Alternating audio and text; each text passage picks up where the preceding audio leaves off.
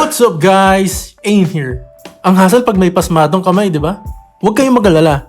Tuturuan ko kayo kung paano i-stabilize ang ganitong klaseng video gamit ang Adobe Premiere.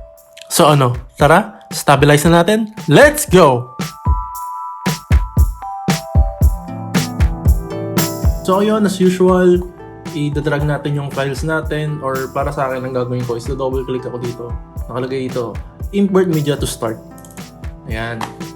Tapos, import ko lang yung mga videos na gusto kong i-stabilize.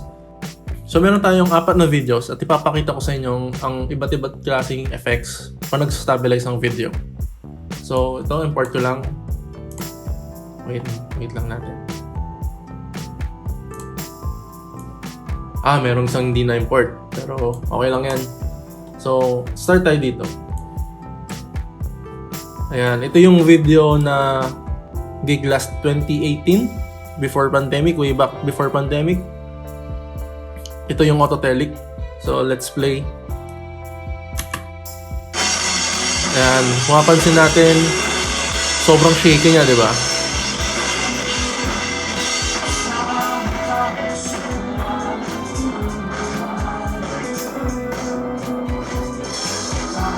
Ayan. Bali ito, meron na ako ditong tinype ko siyang warp stabilizer. So ito lang, punta lang tayo dito sa effects tab. Pero bago mangyari yun, don't forget to press this one. Itong nasa taas na may effects tab. So press effects and then type mo yung or hanapin mo yung warp stabilizer. Mas maganda kung i-type nyo kasi mas mabilis. And then drag natin to sa video layer natin. Yan. Once na na-drag na natin, makita natin Analyzing in Background, Step 1 of 2. So, punta tayo sa Effects Controls. And then, press dito. Yan. Makita natin dito sa Warp Stabilizer Effect. So, nag-analyze na siya. Hintayin lang natin siya mag-analyze. The more na mas mahaba yung video mo, the more na mas matagal siya mag-analyze. Pero once na mas maikli siya, mas mabilis siya mag-analyze. Ayan, 20 seconds na lang. Wait na lang natin.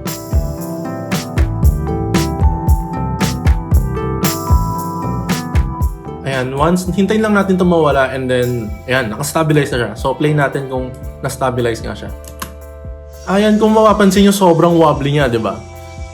Ang reason dyan kasi, sobrang galaw ng video or sobrang shaky ng footage. So, the more na mas shaky yung footage, mag-wobble up yung video nyo. So, ang mas magandang gawin dyan is, hindi masyadong shaky or masyadong magalaw yung footage nyo. So, hanap tayo ng video natin na hindi siya ganun ka-shaky. So, mag-import ulit tayo ng isa. Ayan. So, again, huwag niyo makakalimutan. Punta tayo sa effects dito sa upper part. And then, type niyo yung warp stabilizer. And then, drag natin yung effect na warp stabilizer sa video layer. So, wait lang na natin na nag-analyze yung footage natin. So, ayan. Mas matagal siya kasi mas mahaba siya.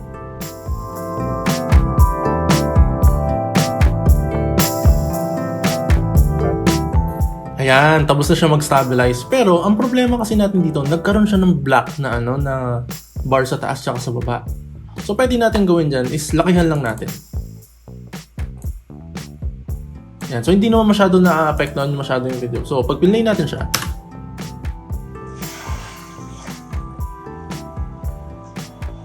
So, hindi siya masyado nag-wobble up. Ibig sabihin, yung footage ko, hindi ko siya sinut ng ganun ka-shaky.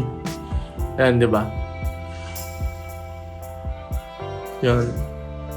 Medyo nag-wobble up lang konti nun sa part na yun. Pero okay lang, hindi naman siya ganun kapansin. Pero tingnan mo, pag pinlay natin yung old footage natin na hindi pa siya na-stabilize, i-hide lang natin.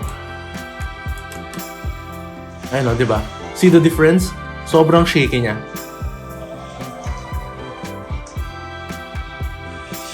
Ayun. Diba?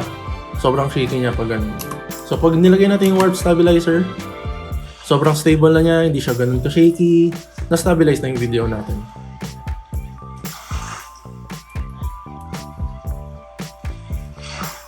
So maglagay pa tayo ng isang video sa timeline natin.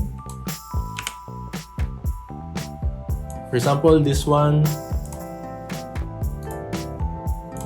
So ito naman, sa mga music friends natin, the Panina Band Group, So, shoutout sa inyo guys. Sana mapanood nyo rin to. Sobrang cool na banda rin to. Pakinggan nyo sila. Meron din sila sa sa YouTube. Ewan ko kung nasa Spotify pa yung mga kanta nila. So, this was way back 2018, yung Summer Shred Fest sa Pampanga. Ayun, as usual, huwag niyong kalimutan na pindutin muna yung effects and then type warp stabilizer or just warp, lalabas naman agad yan. And then drag natin yung effect sa video layer natin. And let's wait to analyze the background. Ito medyo mabilis lang siya kasi makita nyo, it's just 700 frames, saka sobrang ikli lang neto. Like around 14 seconds, I think 14 or 15 seconds.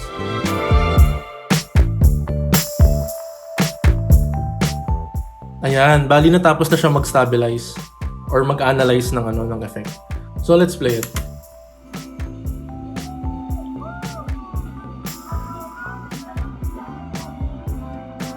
Ayan, kung mapapansin nyo, medyo nagwa-wobble up siya, medyo nag-shake pa rin siya ng onte. The main problem is, sobrang shake, sobrang galaw ng kamay ko nung sinushoot ko siya. Diba? So ayun, onting tips lang kapag mag-stabilize kayo ng video nyo. Hindi lahat ng videos nyo ay kaya yung i-stabilize kasi yung iba mag-wobble up siya pag sobrang shaky niya. So ang best way niyan is, pag nag-shoot kayo, huwag kayong masyadong malikot. Try to make it steady as possible kasi na steady pa rin kayo, may tendency pa rin na mag-shake pa rin yung video nyo. So yung kapag medyo shaky lang siya, yun lang yung mga mas-stabilize niya na maayos. Pero pag yung mga sobrang galaw naman, doon siya mag-wobble up. So yun lang. Yun lang yung mga tips ko pag mag-stabilize kayo ng mga videos nyo or ng mga footage nyo. So ayun, I hope nakatulong tong tutorial na to. If na-encounter nyo ang ganitong klaseng problema, gamitin nyo lang ang technique na to kung paano mag-stabilize ng mga shaky videos. So kung may tanong kayo about Photoshop and Premiere, you can reach out on my following social media accounts. So kita-kits ulit tayo sa next tutorial. Don't forget to like, share, and subscribe to my channel. Aim here, out!